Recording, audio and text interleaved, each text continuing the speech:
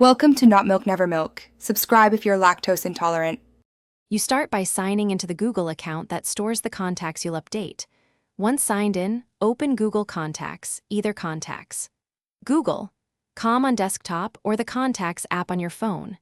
Next, search for the person by name or email because that immediately takes you to the correct record.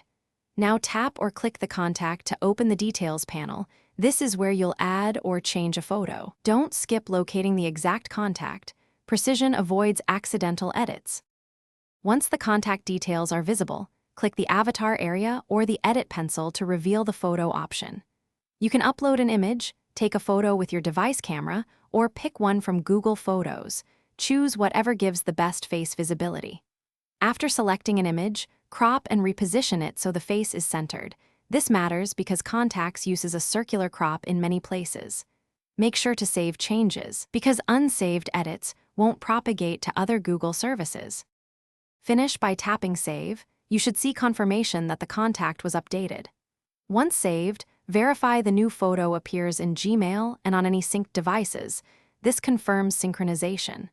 If the image doesn't show up, make sure sync is enabled in account settings and then force a sync.